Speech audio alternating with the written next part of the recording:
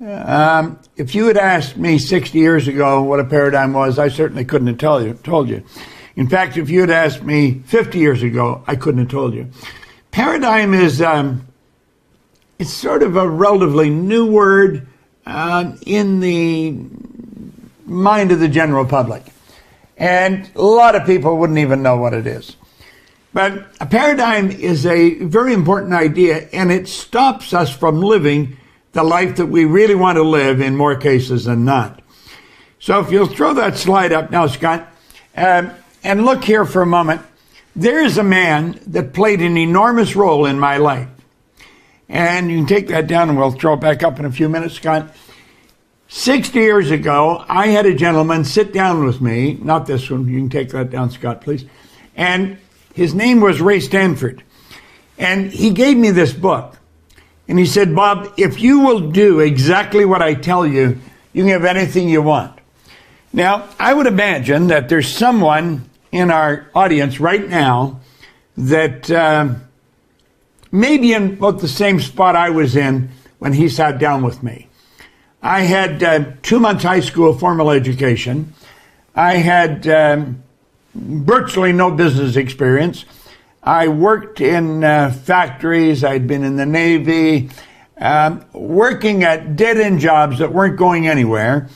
And I was 26 years old, but I was in a bad spot. And he sat down with me and he said, you know, Bob, he said, you can live whatever way you want. And he said, you can do the things you want. Well, he asked me if I've ever read anything, and I said, no, I didn't read. Now, today, I've got a beautiful library here in the studio. I have another one in my home. But he introduced me to this book. Now, you'll see I've got elastics around it because the book is literally falling apart. And up until that time, if I told you I'd do something, the odds are pretty good I wouldn't do it. I had never kept my word on anything. I mean, I was a lost soul. But he said to me, he said, if you'll read this every day, do exactly what I tell you, you can have anything you want. Well, it's like I said, I didn't believe that. I mean, how could I believe it? You could have anything you want. I was earning $4,000 a year, and I owed $6,000. I was in bad shape. I was a lost individual. And so, I don't know why, but I decided to do exactly what he told me. Now, I'm going to tell you, if you will do exactly what I tell you this week, I guarantee a year from now, you're going to need a telescope to look back and see where you were right now. That's how much your life can change. And I don't even care how well you're doing. Because I've gone into some of the largest companies in the world and watched their sales go up by hundreds of millions of dollars when I teach them what we're going to just take a look at this week. And, you know, as I started to study this, my life started to change. Now, one of the first things I did was one of the first things he told me. He said, I want you to decide exactly what you want. I want you to write it on a card and carry it in your pocket. And that's exactly what I did. And I have a card. I've got it in a little plastic sleeve, and I carry it in my pocket. And what I've got on here is my goal. This is what I'm working towards. And he said, if you'll carry that in your pocket, he said, you're going to end up with it in your life. You know, I wrote on the card I wanted to have $25,000. That would be probably like you writing you want $1 billion. I mean, it was just so far out of reach. And he said, just keep reading it. And he said, do you believe it? And I said, no, I don't believe it. But I believed he believed it. And so he said, keep reading it. So I decided I would do that. And I did. Do you know that in a relatively short period of time, I had the $25,000, and I did it by cleaning floors. You see, he told me, he said, Bob, you got to be prepared to do anything honest to earn money. And he said, once you start earning it, if you study it, you'll learn how to earn money. And when you learn how to earn money, it's a whole different life. And he says, that's what I'm going to teach you. And so I did. And I was earning over $1 million a year. I started cleaning floors. I started cleaning one office. In less than 5 years, I was cleaning offices in Toronto, Montreal, Boston, Cleveland, Atlanta, and London, England. And I had done something to my mind. I didn't know what I had done, but man, I was winning in a big way. And I was just throwing the money all over the place because I knew where to get it. And I would go down to the Playboy Club I was on Park Lane, right beside the London Hilton. If you're in London, you'll know where that is. And I would go in there and I'd play roulette. And I didn't care if I lost. And because I didn't care if I lost, I usually won. Well, one day I thought, I'm being very irresponsible. And I really was. And I thought, how did this happen to me? You see, I didn't even know how it all happened because it happened so fast. And I couldn't even find anybody who could tell me. I had been raised to believe that if you're going to earn a lot of money, you've got to be really smart. I knew I wasn't that smart, but I was earning a lot of money. So I knew that wasn't right. I was raised to believe if you don't go to school, you'll never get a good job. I didn't have a good job. I owned the whole company. I couldn't figure it out. Do you know it took me 9.5 years? Well, 9.5 years later, I met this man that I showed you. His name, Leland Valvanderwall. He changed my life completely. He introduced me to a concept I'm going to introduce you to. And when he did that, it was like everything I'd been studying. I'd been studying a lot of information, but I'd study this book. I'd give this book to people, and they didn't change. And what he did, he brought everything together for me in a relatively short period of time. Now, here's a couple of things he told me, if you'll go back screen, Scott. And he said, Bob, he pointed out, he said, you are a unique individual. And he said, so am I. So is everybody else. And he said, you can literally create your own economy. You can do that. And he said, the only thing standing between you and what you want is yourself. It's all about the mind, Bob. He said, it's about your marvelous mind. Then he started, thanks God, then he started to talk to me about the mind. And he said, you know, it's a strange thing, Bob, when we get talking about the mind, nobody's ever seen the mind. They have never seen the mind. Now, keep in mind that I was a very uneducated person. When you talk about the mind, I mean, I would think of psychiatrists, psychologists, behavioral scientists. No, he said, you want to get rid of those ideas. He said, the way I'm going to explain it to you is the way it was explained to me. And he said, we can show children how the mind functions. And he said, I'm going to show you something here that's rather interesting. And he said, Bob, understanding the mind and working in harmony with the laws governing the mind is essential if you really want to win in life. And then he started to tell me what a paradigm was. And he said, a paradigm is a mental program that has almost exclusive control over our habitual behavior. And he started to talk about that. He said, it's a program in your subconscious mind that controls your behavior.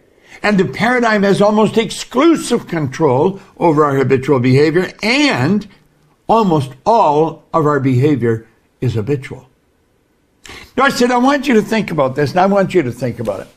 We get out of bed in the morning, and we bang, away we go, we move into a routine. And if you're living with someone else, you don't mess around with their routine because you just don't do that. We've all got a routine, and we go into a routine. And we do that day after day, and most people do it for their whole life. Earl Nightingale used to say, most people tiptoe through life hoping they make it safely to death. It's rather an interesting concept. And the paradigm is the program in your subconscious mind. Now, he said, here's the crazy part about it, Bob. The people that write this program, the ones that wrote the code for the program, they really didn't know what they were doing. Think of this for a moment. I've got a computer here. It's in a phone. I've got another computer right in front of me, and then here I've got a pad. And these are computers. Now, there's people write programs for these computers. They write code. And they really know what they're doing, and they're very, very good. And the program for me to put the slides up here, that's a program. It's a PowerPoint program. And things work like a charm. Well, the people that are writing the code for them are very well educated and really understand what they're doing. But he said the people that are writing the program for the code that runs your life, they didn't know what they were doing. Now, most people don't even know that they have a program. Think of this for a moment. How do you account for a person going to the very best schools in the world, getting prestigious degrees, then spend the rest of their life losing? How do you account for that? How do you account for the fact that a person will come up with degrees that'll run right off the end of a business card and maybe not able to get a half-decent job? Very insecure. How do you account for that? Well, I'm going to tell you how. There's a part of your mind that gathers information. There's a part of your mind when you read the book, you store the information in that part of your mind. But that part of your mind is not the part that controls the behavior of this thing you're living in. Your body is an instrument of your mind. It is an instrument of your mind. And it's your body that moves into action and produces the results you're getting. Your income, money, is a result. It's an income. The money you earn is always going to be controlled by the paradigm. One of the first things I ask people when if they come to work with me is, what's the most they've ever earned in a year? Now, I don't really care what the answer is, but I want to know what the answer is. And when I find out what the answer is, I know where their program is. And I know that they want to earn more money, and I want them to earn more money because I want their productivity to go up. And by showing them how to raise the productivity, I'm showing them how to earn more money. But I teach them something about money. You see, the paradigm controls your income. If you're struggling, trying to get your income to grow, don't buy into the fact that you've got to go and take another course in school, that you've got to learn this, you've got to learn that. You've got to understand how your paradigm works. I think Mikey is our marketing director, and I believe she and Tommy, the creative director, the ones who put this program together, the pattern they'd like us to follow, I think they have us doing goals tomorrow. See, goals are a result. And we're going to show you paradigms today, and you're going to see how the paradigms control your life. Now, let me go back to that again. The paradigm is a mental program that has almost exclusive control over our habitual behavior, and almost all of our behavior is habitual. Okay? So stay with me here for a moment. Let's take a look at the areas of your life the paradigm controls. The paradigm controls your perception. Our good friend Wayne Dyer, God bless him, he's gone now, but he used to put it very well. He says, when you change the way you look at something, what you look at changes. Isn't that interesting? When you change the way you look at something, what you look at changes. That's perception. When you alter your perception, your whole world changes. Your paradigm controls your perception. Your paradigm controls how you look at things. That is very, very important. Your paradigm controls your use of time. Do you know that everybody gets exactly the same amount of time? You'll hear people talking about time management programs. I remember going to breakfast with Earl Nightingale one morning, and he had the most organized life of anyone I'd ever seen. He was a very cool guy. I never saw him rushing. I never saw anybody who got so much done in a short period of time as he did. And I asked him at breakfast this morning, I said, Earl, how did you learn to master time management? He looked at me and said, what the hell are you talking about? He said, I don't master time management. Nobody masters time management. He said, time can't be managed. He said, I merely manage activities. He said, I carry a card here in my pocket, and I write what I want on that card, and when I wake up tomorrow, I do it. He says, time can't be managed. Everybody gets exactly the same amount of your time. The hobo that's sleeping on a park bench has the same amount of time as the most productive person in the world. It's what we do with our time that makes the difference. Well, the paradigm controls what you do with your time. Your paradigm controls your creativity. It controls your creativity. Some people say they're not creative. Everybody's creative. You were created in God's image. That makes you a creative being. And we'll talk more about that at another time. Your creativity probably is going to have a lot to do with your effectiveness. And your effectiveness has to do with your productivity. Now, there's something that stops almost everyone when they come to it, and that's logic. They'll say, well, you can't do that. That's just illogical. Do you know something? The Wright brothers were illogical. Edison was illogical. Ed Hillary was illogical. Nobody had ever been to the top of a mountain. Nobody had ever made an incandescent light. Nobody ever got a plane off the ground. These people were totally illogical. But they introduced us to a new kingdom. They did not let logic stop them. And here's the capper. Your ability to earn money. That's controlled by your paradigm. Now, it's almost as if we have a box around these areas. And whenever we go to change anything in those areas, how we're going to change our time, how we're going to earn more money, We're going to be more productive. It's like we hit the wall and bounce back.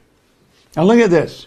When you make a decision that you're going to change the paradigm, the walls come down. Now, it doesn't mean you change anything, but the walls come down, so when you go to move, you're not stopped by the paradigm. Now, get this. I want you to imagine how your entire life would change as you begin improving any or all of these areas of your life. Imagine changing any or all of these areas of your life, how much your life would change. The change would be huge. And get this, the change would be permanent. You see, I mentioned to you that I picked this up when I was 26. Well, you know, today I'm 86. That's a long time ago. But I've been reading this every day now since I was 26. They said, well, how do you read? I just open it wherever I open it, and I read for a little bit. And I've been doing that now for 60 years. The change can be huge. Now, this is what Val Vanderwall really got me to see. And he says, when your paradigm shifts, everything shifts. Can you imagine if you just changed your habitual behavior insofar as your use of time is concerned? Do you know if you just studied for 1 hour a day, 1 hour a day, get up an hour early. That's where I study, early in the morning. Study for 1 hour a day. Do you know that's nine 40-hour weeks in a period of a year? And that's concentrated study. Can you imagine if you studied the mind for 1 hour a day? That's 9 40-hour weeks in a year. The change would be enormous. Have you any idea how much your income would change if you just worked on changing your time? Your income would skyrocket. You see, I've earned millions of dollars in my life. I maintain I can show anybody how to earn $1 million. It's not even that much. I can show anyone how to change anything. It's all in the mind. And it's you that's got to change. I can't change you, but you can change you. And I'm going to show you how to do it. Now, this is what Vanderwall showed me. Val Vanderwall said, Bob, I want you to look at the mind and paradigms. In fact, I want you to look at your mind and your paradigms. Then he introduced me to a man. And when he introduced me to this man, my whole life took another enormous shift. He said to Dr. Thurman Fleet, was from San Antonio, Texas. He was very involved in the healing arts, and he was very involved in holistic health. Now, if you've seen me do this before, ask yourself this. I wonder how many times Bob's seen himself do it. You cannot go over this concept too often. What I'm going to show you here is the most valuable idea I have ever learned. Now, he said, no one's ever seen the mind. And he said, it's too bad, because when we go for help with doctors now, the doctor treats the body. What we've got to understand is the doctor's treating a symptom, not treating the cause of the problem. The cause of the problem's in the mind. Pay attention to what I'm saying. And he said, nobody's ever seen the mind, so I'm going to draw a picture of the mind. And there's what he drew. This is such a magnificent concept.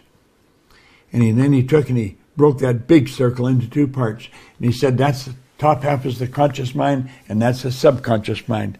Then he said, the little circle in the bottom, Bob, he said, that represents the body. Now, the mind controls the body. Your body is like a dumb terminal.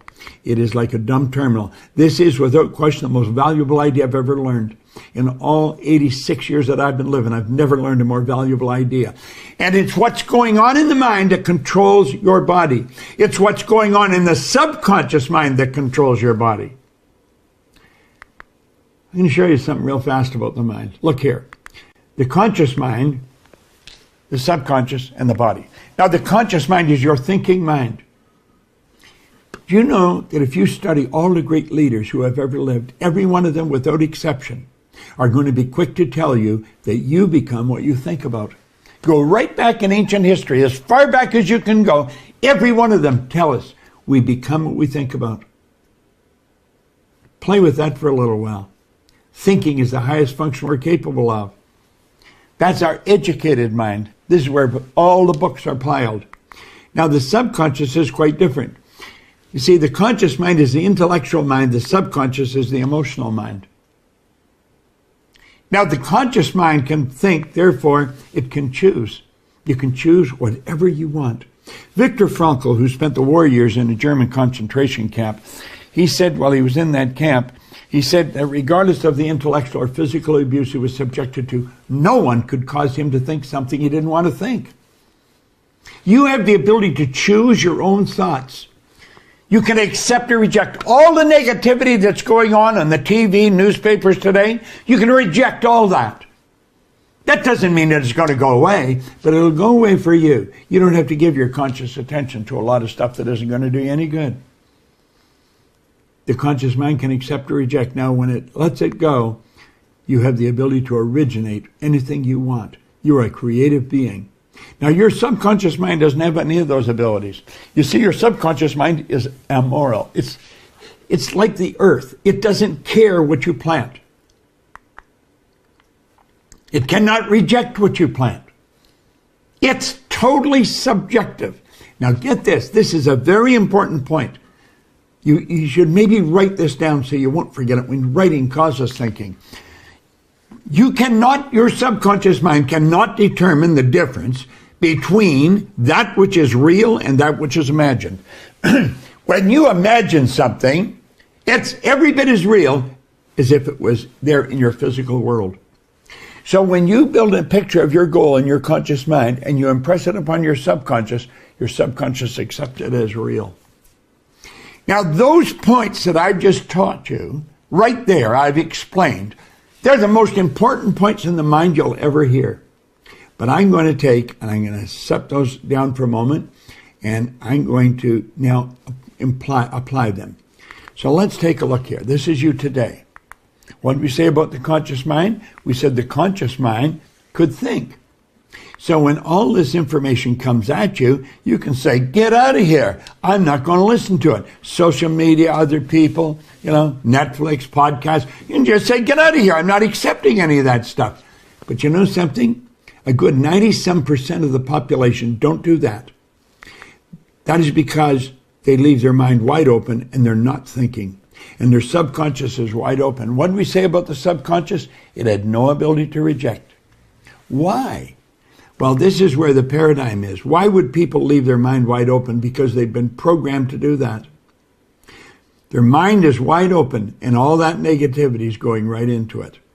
Now, let's close this for a moment, and I'm going to show you how the paradigm was started. Here's you as an infant. This is you as an infant. The conscious faculties have not developed. Everything that is going on around the child goes right into the child's subconscious mind. And everything that's going on around the child is through repetition. It just dumps into the subconscious mind. The conversation, the talk about money. I was born during the Great Depression. I grew up during the Second World War. It was always hard times. Everything was rationed. It was always bad times, bad times.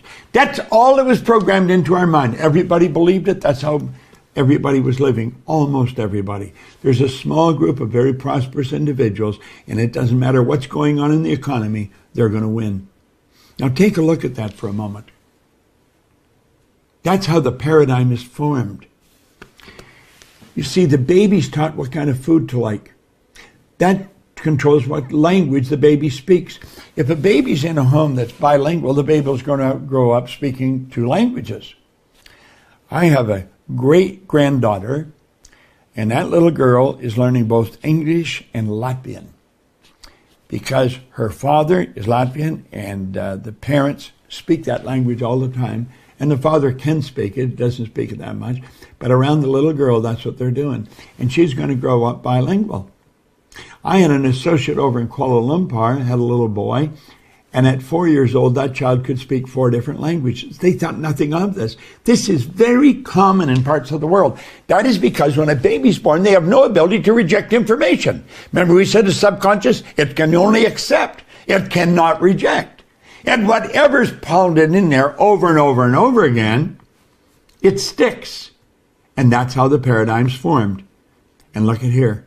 Here it is, 20, 30, 50, 60 years later. The paradigm's still controlling them. It's wild when you think about this. It really is. Now look here for a moment. Einstein said the intuitive mind is a sacred gift. The rational mind is a faithful servant. We've created a society that honors the servant and has forgotten the gift. Look here. We talked about perception. Do you know that perception is an intellectual factor? I'm going to show you a number of these. Memory. Do you know there's no such thing as a bad memory? Everybody has a perfect memory. A perfect memory. Do you know that all the other little creatures on the planet are completely at home in their environment? All the little creatures running around outside are completely at home in their environment. They blend in. They operate by instinct, which is perfect. We had instinct removed and these higher faculties put in their place. We have the ability to change our perception. We have a marvelous mind. We can memorize. Do you know that we had a man over into a matrix program we were running, and he came from Saudi Arabia, Abdullah. He was a psychiatrist. He was teaching people over there to memorize the Quran. Jerry Lucas, pro basketball player, retired. He was teaching people out in San Francisco to memorize the Bible. There's no such thing as a bad memory. Everybody has a perfect memory. Most people, it's just weak. Now look at this for a moment. Here we go. We also have an imagination. The imagination is the most marvelous tool we've got. It's the most magnificent tool we've got. Our imagination will take us anywhere we want to go. Anywhere we want to go. It's with our imagination that everything you see around you was created first. The furniture around you, everything. This phone, it was created in somebody's imagination first. And that's the way things work. Then you have something called reason. Throw this up full screen, Scott. All right. Now, the reason is our ability to think. It's with the reasoning factor that we think. It's so powerful, and we have intuition. Now, if I were to walk by you, I could tell you what you're like. Because your body is a molecular structure. It's a mass of energy and a very high speed of vibration. Your body is a mass of energy that vibrates. If we put your body in front of an infrared television camera in a completely dark room, you'd see your body as a glistening, radiating, gleaming form. Well, do you know you have an intuitive factor that can pick that energy up and read it? You can translate it in your mind. That's an intuitive factor. And last but not least, we have the will. Do you know when President John Kennedy asked Dr. Wernher von Braun what it would take to build a rocket that'll carry a man to the moon, von Braun said, the will to do it. He answered him in 10 seconds. What would it take to build a rocket that'll carry a person to the moon and bring him back safely to Earth? Von Braun said the will to do it. See, the will is a mental faculty that gives you the ability to hold one idea on the screen of the mind to the exclusion of all outside distractions. There's a great golf tournament going on right now, and well, it was over yesterday, I guess, wasn't it? And that golf tournament, one of the most important things was the will. The will gives the golfer the ability to concentrate. And they can get their mind just like a laser concentrating. That's what the will does. As you hold one idea on the screen of the mind, to the exclusion of all outside distractions, the will do that. Now, it's a marvelous tool, and most people don't even know they've got it. So watch here for a moment. There's the mind, and there's the body. Okay? Now we'll take and we'll divide it in two parts, and we say there's the conscious mind, and there's the subconscious mind. Now the conscious mind deals with the outside world through sensory factors. You can see, hear, smell, taste, and touch. And those sensory factors are hooked up like antennae to our conscious mind. And we use those to get in touch with our outside world. Most people use those to control their life. They let something that's going outside of them determine which way they're going to go. Now think of this for a moment.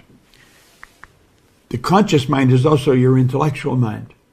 All those higher faculties that I just showed you, they're used to change what's going on in the emotional mind. And where's the paradigm? It's in the emotional mind. And as you change the emotional mind, you're changing the vibration you're in. As you change the vibration, you're changing what you attract to yourself. Now, the intellectual factors, well, we just covered them. Let's look at them again. Our perception, the will, imagination, memory, intuition, and last but not least, reason. Now, those faculties we've never been taught how to use them. That's where all the power lies. That's what separates us from all of the rest of the animal kingdom. See, where they're always at home in their environment, we're totally disoriented in our environment. We're disoriented in our environment because we've been given the ability to create our own environment. And this is why most people's lives are really in a confused state. They have never been taught how to use those higher faculties. And because they haven't been taught how to use them, they don't know how to use them. And it's through these higher faculties that we deal with our inside world. There's only two sources of reference you can go to find out anything about yourself. One's science and the other's theology. There isn't anywhere else you can go. That's it. And so what we want to do is we want to learn how to use those. Now think of this. They are all resident in your conscious mind. As you start to learn how to use these, you're going to learn how to change your paradigm, because it's those faculties that cause the paradigm, say, get out of here, and it'll leave town. Your paradigm's controlling your life. It's literally controlling your life. It controls your income. It controls your imagination. It controls everything that you're doing. The paradigm. And it's the paradigm that we want to get out of here. Okay? You want to build a new paradigm. And when you build a new paradigm, your whole life changes. Okay? Thanks, Scott. Now put the screen up for a moment. I want to show you now. Look at. I want you to really look carefully at this, and I want you to think. Here you are here. You have a paradigm.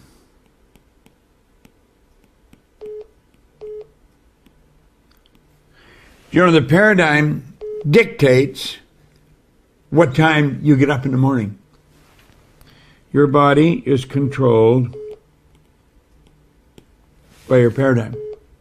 See, the paradigm expresses itself in action and produces the results you're getting. So when I ask a person what their income is, what they're really telling me is where their paradigm is programmed. Now, you've got all these higher faculties up here in the conscious mind, but we're also programmed to go by what we see, hear, smell, taste, and touch. We're going around asking people, what do you think I should do? Later on in the week, I'm going to show you how to make decisions. It is the most liberating concept that you're ever going to see. We've never been taught how to make decisions. We've not been taught how to use our higher faculties.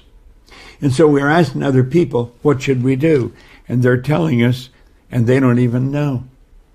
They don't know. We're asking people that don't know how to do things, and they don't know how to do them. We're getting advice from people that don't know any more than ourselves.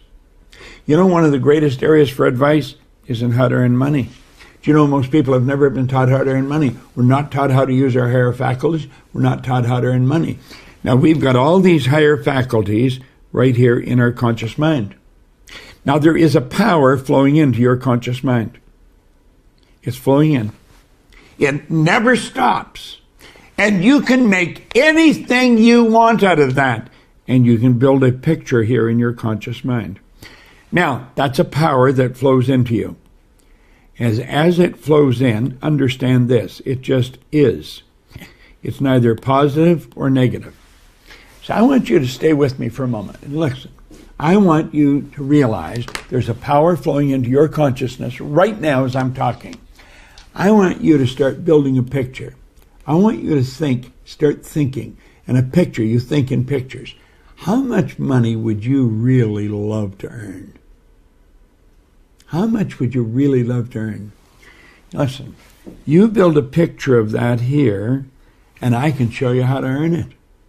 I will show you this week. Whatever you build a picture of, I can show you how to earn it. Okay, we'll just close that off for a second. Whatever you build the picture of, I can show you how to earn it. It's such a beautiful concept. You might want a new house. Okay? I build a new home. We can show you how to do that. We can show you how to do anything that you can think. It's such a beautiful concept. Just close that up for a moment. You see, this part here, when we stop and think about it, this power that's flowing into our consciousness, it has no form. It's pure, unadulterated spirit, or science will still tell you it's energy. Theology will tell you it's spirit. There's only two sources of reference you can go to find out anything about yourself. One's science and the other's theology. Well, regardless of which side you lock into, there's a power flowing to and through us. You can measure it. You can actually photograph the energy leaving a body. You can photograph it. This is all very obvious, and it's very well known today. But most people don't know how to work with it. As that power is flowing into your consciousness, you can build anything you want out of it. We'll just clean this up a bit. Okay? You can build anything you want out of it. And so understand it just is as flowing in. It's neither negative or positive. What do we make out of it? Well, we generally go by what we hear. We're listening to the television, or we're listening to the radio, or we're watching a newspaper. We're getting inundated with negative information. And do you know that your paradigm has you locking into that? Now, when you go to think of an idea that's not in harmony with your paradigm, you get trouble in River City, believe me. Take your income, whatever it's at, and then you build a picture here of a greater income, and you go to get emotionally involved in that, and you put it, we'll say the paradigm is X energy, and the new idea is Y energy. They don't mix. That sets up a foreign vibration in the body, and it causes an uncomfortable feeling. People really don't like thinking ideas that they're not in harmony with. Your paradigm controls the vibration that you're in. Your body vibrates. It's in a high speed of vibration. The vibration it's in dictates how you act. When you're around people, you'll pick up feelings from them. It's either positive or negative. It is determined by their paradigm. The paradigm literally controls our behavior and controls our results. Now, I don't know what results you're getting, but I do know this. You can change any results you're getting by changing the paradigm. It's so obvious and so simple, and yet so misunderstood. You would wonder, why doesn't school teach us this? Because school does not understand it. As we go through the week, I'm going to show you how to take an idea, plant the new idea in here that's not in harmony with the paradigm, and I'm going to show you how to get rid of that paradigm. Show you how to change it. Is it easy to do? No, it's not too easy. It's simple, but it's not easy. It takes some discipline. And you see, when Ray Stanford gave me this book, what he was saying to me, Bob, I'm going to show you how to change your paradigm. And that's really what he's showing me how to do. He was showing me how to plant a new idea in my subconscious mind. And when I got the new idea in there, my results started to change. Your results are controlled by the paradigm. If you don't understand this, the odds of changing it are rather slim. I want you to think of the people you know who are absolutely brilliant, but they just don't understand paradigms. They just don't understand it. Think of it. Think of the people you know who are absolutely brilliant and they're struggling. They're brilliant. They're blaming the economy. They're blaming almost anything under the sun. You know what it is? It's what programming inside. I sat down a number of years ago. I took a pen in my hand and said, I'm going to build a company that operates all over the world. Today, our company operates in 91 countries, maybe more now. That was a week or two ago. 91 countries. How'd that happen? It happened because I decided it would happen, and then I started to get other people to work with me. We have one of the most solid, one of the most sound group of people that you'll ever find. The people that are on here today, just absolutely creative geniuses. Tommy Collier is our creative director. He's put this program together with Mikey Steller, our marketing director. Now, when Mikey came to us to work with our company, she was a nanny, no business experience. But she started to use this, and she is our marketing director today. She's also our chief operating officer. Now think. We have Arash Fusagyan here. I met Arash. He was a salesperson. He was struggling. He's our senior vice president of sales. He works with people all over the world. He's probably one of the most effective sales executives I have ever met in my life. And I said, I've been in this business 60 years. Just the three people there are incredible people, Tommy and Arash and Mikey. And they're going to be sharing some information with you. And we're going to wind this last particular section of the week down. But what I've shown you here about paradigms is so mighty important. Because when you learn to change your paradigm, you change your whole life. And we will be working with you the rest of the week. I'm going to be coming back tomorrow, next rest of the week, and show you how to use this information to really mold the life you want. I live a charmed life. I'll soon be 87. I got more energy than most people that are 27. No intentions of slowing down. We're God's highest form of creation. You and I have more talent and ability than we'll ever hope to use in our lifetime. It's important you learn this. Don't set this aside.